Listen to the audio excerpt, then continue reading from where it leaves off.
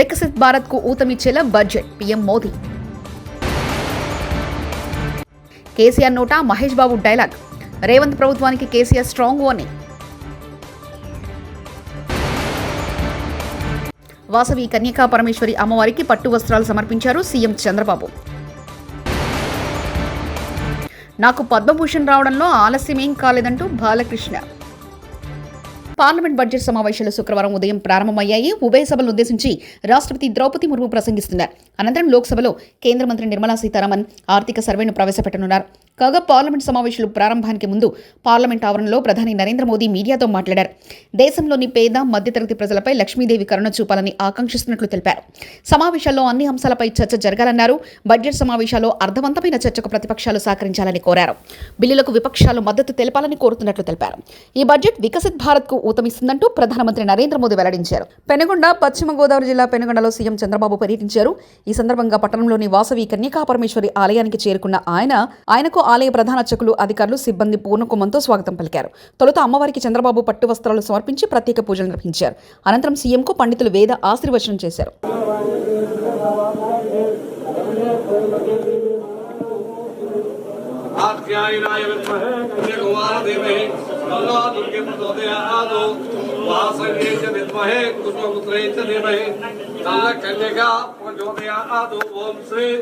వాసవకన్యకా పరమేశ్వరి దేవ్యై నమః. సువర్ణ దివ్య మంత్రపుష్పం సమర్పయామి. సువర్ణ దివ్య మంత్రించిన ఒక పుణ్యక్షేత్రం ఇప్పుడే నేను దర్శనం చేసుకొని బయట వచ్చాను. మొట్టమొదటిసారిగా అమ్మవారికి ప్రభుత్వం తరపున పట్టు వస్త్రాలు సమర్పించడం పూర్వ జన్మ సుకృతంగా నేను భావిస్తున్నాను. ఆర్య వయస్సుల ఎలవేల్పు, స్త్రీల ఆత్మగౌరవాన్ని చాటిన కలియుగ పార్వతీదేవి శ్రీ వాసవి కన్యకా పరమేశ్వరి అమ్మగారు. ఈ అమ్మ ఆత్మార్పణ అనుకున్న చరిత్ర తెలిస్తే ఇంకా ఎక్కువ భక్తిభావం పెరుగుతుంది.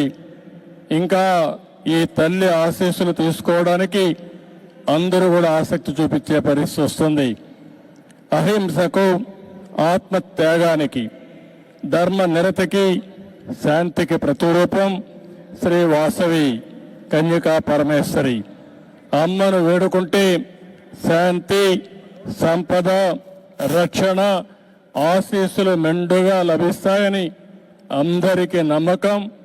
ఇక్కడుండే వాళ్లే కాకుండా దేశం మొత్తం వయస్సులంతా పూజించే ఏకైక దేవత కన్యకా పరమేశ్వరి అని కూడా నేను మీకు తెలియజేస్తున్నా. తెలంగాణలో ఏ ఒక్క పథకం సరిగ్గా అమలు కావడం లేదని మాజీ సీఎం బీఆర్ఎస్ అధినేత కల్వకుంట్ల చంద్రశేఖరరావు ఆరోపించారు. 6 గ్యారెంటీలను పూర్తిగా అమలు చేయడంలో రేవంత్ ప్రభుత్వం విఫలమైందంటూ ఆయన విమర్శించారు. రేవంత్ ప్రభుత్వానికి కేసీఆర్ స్ట్రాంగ్ వార్నింగ్ ఇచ్చారు. ఇవాళ శుక్రవారం జహీరాబాద్ నియోజకవర్గంలో బీఆర్ఎస్లో కార్యకర్తలు, నాయకులతో ఎర్రవల్లిలోని వ్యవసాయ క్షేత్రంలో కేసీఆర్ సమావేశమయ్యారు. ఈ సమావేశంలో మాజీ మంత్రి హరీష్ రావు పాల్గొన్నారు. కోహిర్, జహీరాబాద్, జరాసంగం, మొగుడాంపల్లి మండలాలకు చెందిన బీఆర్ఎస్ నేతలు, కార్యకర్తలు పాల్గొన్నారు. అత్యాశకు పోయి నేను చెప్పినప్పుడు అప్పుడు మంది మాటలు పట్టుకొని మారమానం పోతే మళ్ళీ చివరికి ఇల్లు కాలిపోతారు. వీళ్ళని నమ్మితే అమాంతం మింగుతారు, మోసపోతాం. రైతు బంధుకు రామరామ్ అంటారు, దళిత బంధుకు జై భీమ్ అంటారు. వీళ్ళు ముంచుతారా నాయన అని చెప్పిన ఆయన వాడు తులం బంగారం ఇస్తా, నీకు ఏంటి, నీకు బంగారం వడ్డానం పెడతాను కానీ ఆయన నమ్మి ఏమో మీ సంగతితో చూద్దామని ఆయన వేశారు. వేసింది ఇరుకపోయారు, బావిలో పడ్డారు, అయిపోయి ఉన్నాయి అన్ని మీకు. మళ్ళీ మొదటికి వచ్చానా కైలాస వాడలో పెద్ద పంపించినట్టు అయింది మళ్ళీ. అంతే కదా, ఆలోచన లేకుండా ఎటు పడితే అటు ఎవడో ఏదో చెప్తే నమ్మి ఓట్లేస్తే ఏమైంది అనేది ఒక మంచి గుణపాఠం ఇది తెలంగాణ. గ్యారంటీగా మంచిగా సంసారం జరుగుతుంది. తువ్వకచ్చినాం, రైతులు ఇంత ముఖం తెలివైతుండ్రి, ఇంత బాకీలు కట్టుకుంటుండ్రి. ఎంతో మంది పాపం సిటీలు వేసుకుందరు, ఏదో వేసుకుందరు. రైతు బంధు పైసలు పడితే ఎంత సంతోషం ఉంటుండే. ఆయన మేము కంగారు గచ్చిపోయింది. ఇప్పుడు వాడు ఇతడో ఈడో భగవంతుని Congress party social media poll ఫలితాల పట్ల మేము చాలా సంతోషంగా ఉన్నాం. Telangana Congress party social media chairman Manne Satish conduct చేసిన ప్రక్రియ కానీ, దీంతో మేము ఎక్స్పోజ్ చేయాలనుకున్నవి కానీ, ఈ ఎంటైర్ ప్రాసెస్ అయినందుకు నాకు చాలా సంతోషంగా ఉంది. ఎందుకంటే బీఆర్ఎస్ సోషల్ మీడియా గత సంవత్సరంలో వాళ్ళు చేస్తున్న తప్పుడు కార్యక్రమాలన్నీ ఈ పోల్ ద్వారా బయటపడతాయని, అండ్ ఇవి బయట పెట్టి ప్రజలకు తెలియజేయాలన్న ఉద్దేశంతోనే ఈ పోల్ కండక్ట్ చేశాం. ఆంధ్రప్రదేశ్ డీజీపీ ద్వారకా తిరుమలరావుకు పదవి విరమణ వీడ్కోళ్లు ప్యారెడ్ను ఘనంగా నిర్వహించారు. ఈ సందర్భంగా ఆయన మాట్లాడుతూ భావోద్వేగానికి గురయ్యారు. తన జీవితంలో ఇవి ఉద్రిక్తభరిత క్షణాలంటూ పేర్కొన్నారు. దశాబ్దాలుగా అంటిపెట్టుకుని ఉన్న యూనిఫామ్ ఇకపై ఉండదంటేనే భావోద్వేగంగా ఉందన్నారు. ఈరోజు డీజీపీగా పదవి విరమణ చేయడం ఒక అంశం అయితే, 35 సంవత్సరాల ఇండియన్ పోలీస్ సర్వీస్ నుంచి నిష్క్రమణ చెందడం అనేది ఇంకా ప్రత్యేకమైన విషయం. ప్రతిష్టాత్మకమైన ఇండియన్ పోలీస్ సర్వీస్ నుంచి 35 సంవత్సరాలుగా సాగిన ప్రయాణం, నా మదిలో ఎన్నో ఆలోచనలు, ఉద్విగ్నభరిత క్షణాలు, ఈ సర్వీసు, ఈ ప్రయాణం, ప్రస్థానానికి సంబంధించిన ఈ తాలూకు జ్ఞాపకాలు వెళ్తూ ఉన్నాయి. ఈరోజు ఉదయం యూనిఫామ్ ధరిస్తుండగా అదొక ప్రత్యేక అనుభూతి. సర్వీస్ మొత్తం యూనిఫామ్డ్ అసైన్మెంట్లో లేనప్పటికీ సినీ రంగానికి చేసిన సేవలకు గాను నటుడు బాలకృష్ణకు భారత ప్రభుత్వం పద్మభూషణ్ అవార్డు ప్రకటించిన విషయం తెలిసిందే. ఈ సందర్భంగా శుక్రవారం బసవతారకం క్యాన్సర్ ఆసుపత్రిలో బాలకృష్ణకు సన్మాన కార్యక్రమాన్ని నిర్వహించారు. ఈ సందర్భంగా మాట్లాడిన బాలకృష్ణ ఆసక్తికరమైన వ్యాఖ్యలు చేశారు. ఈ అవార్డు తనకు ఎప్పుడో వచ్చి ఉండాల్సిందని పలువురు అంటున్నారని తెలిపారు. తనకు ఈ అవార్డులు రావడంలో ఆలస్యమేం కాలేదన్నారు. సినీ పరిశ్రమలో 50 ఏళ్లు పూర్తి చేసుకుని మూడోసారి ఎమ్మెల్యేగా గెలుపొందిన ఈ సమయంలో ఇలాంటి పురస్కారానికి ఎంపిక కావడం తనకెంతో ప్రత్యేకమని తెలిపారు. ఎప్పుడేమీ ఆశించను జీవితంలో, నా పనిని నేను చేసుకుంటూ వెళ్ళిపోతుంటాను. కాబట్టి పదవులకు నేను అలంకారం కానీ పదవులు నాకు ఇప్పుడు అలంకారం కాదు. ఏది నేను సాధించిన జీవితంలో ఇంకా ఎంతో చేయాలి అన్న ఒక స్ఫూర్తి ప్రదాత మా నాన్నగారు, విశ్వవిఖ్యాత నట సార్వభౌమ డాక్టర్ పద్మశ్రీ నందమూరి తారక రామారావు గారు. ఎవరు వాళ్ళ పాత్రని బాగా పోషిస్తే వాళ్ళ రంగాల్లో వాళ్ళు రాణిస్తారు.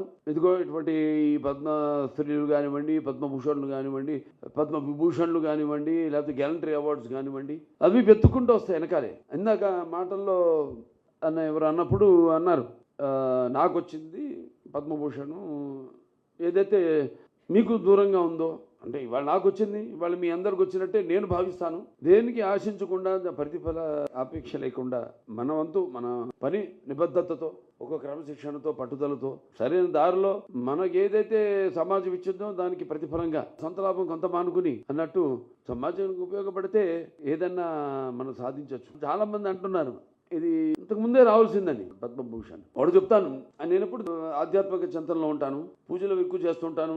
పూజ అంతవరకే, ఆ తర్వాత నా వృత్తి, నా ఆలోచనలు, అదే నాకు దైవం. అది యాదృచ్ఛికమో కాకతాళీయమో. నాన్నగారి 100వ జయంతి సందర్భంగా పూర్తయింది మొన్ననే. తర్వాత ఆయన 75 సంవత్సరాలు చలనచిత్ర పరిశ్రమకు అడుగిడిన సందర్భంగా మొదటి సినిమా మనదేశం విడుదలైంది.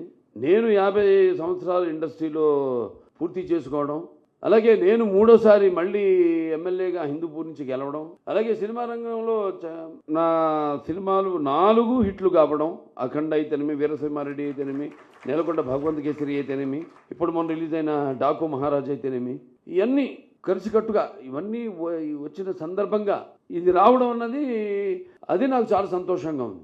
ఆలస్యం ఏం కాలేదు. చాలామంది, ఎంతోమంది ఆర్టిస్టులు కొన్నేళ్ళు లైమ్ లైట్లో ఉండి తర్వాత కొంచెం తగ్గాక ట్రాక్ మారుస్తారు, అంటే క్యారెక్టర్ ఆర్టిస్టులని అలా మారుతారు. కానీ నేను ఆ భగవంతుడి కళామ తల్లి ఆశీస్సులతో, మా అమ్మగారి దీవెనలతో, నాన్నగారి దీవెనలతో ఇలా ఈ రికార్డ్ ట్రాక్స్ సంతరించుకుని మళ్ళీ నా సెకండ్ ఇన్నింగ్స్ మొదలైంది అని చెప్పాను. నేను కూడా సరే దానంతటికి అది వచ్చింది.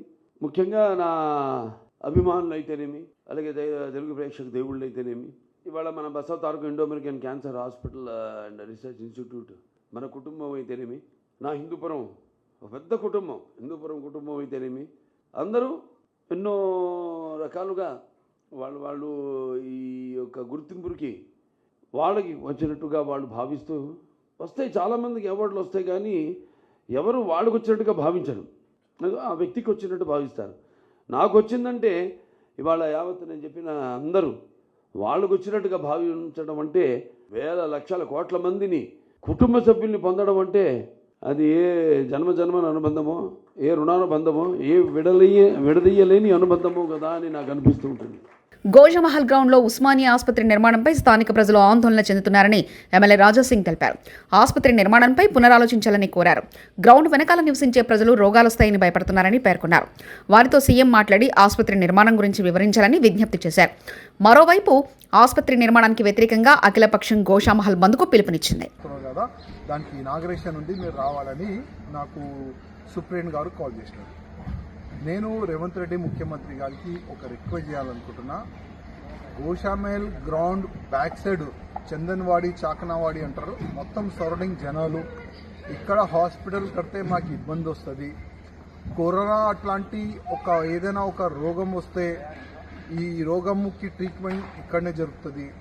అక్కడి నుంచి వైరస్ మా దగ్గర రావచ్చు. అదేవిధంగా మార్చురీ ఇప్పుడున్న కండిషన్లో మనం చూడొచ్చు ఎట్లా వాసన వస్తుంది. ఒకవేళ ఇక్కడ కూడా మార్చురీ కడతారు, ఆ వాసన వల్ల మాకు ఇబ్బంది వస్తుంది. అట్లాంటి చాలా వరకు క్వశ్చన్ ఆన్సరు జనాల్లో ఉన్నది. నేను ముఖ్యమంత్రి గారికి రిక్వెస్ట్ చేసే ఒకవేళ మేము ఎన్నిసార్లు అసెంబ్లీలో మాట్లాడినాం. పాత ఉస్మానియాలో పోయి కూడా మేము మొత్తం వీడియో కూడా తయారు చేసినాము. అక్కడనే ఉస్మానియా కట్టొచ్చు అంత ప్లేస్ కూడా ఉంది, అది కూడా మేము మీకు చెప్పినాము. మీడియా జమిలీ ఎన్నికలొస్తే సీఎం చంద్రబాబుకు నష్టమని, అందుకే జమిలీకి ఆయన ఒప్పుకోరని మాజీ ఎంపీ కాంగ్రెస్ నేత చింతామోహన్ అన్నారు. జమిలీ ఎన్నికలొచ్చినా కాంగ్రెస్కు నష్టం లేదని చెప్పారు. ఏపీలో మళ్లీ జగన్ బలపడే అవకాశం లేదన్నారు.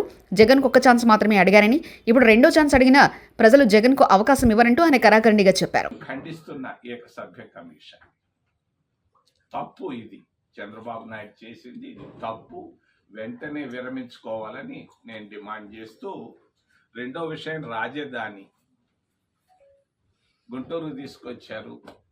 అసలు ఈ రాజధాని అనేది తిరుపతిలో ఉండాలని ఆ రోజు తరిమల్ నాగిరెడ్డి కమ్యూనిస్ట్ లీడర్ చెప్పాడు. వినలేదు జవహర్లాల్ నెహ్రూ.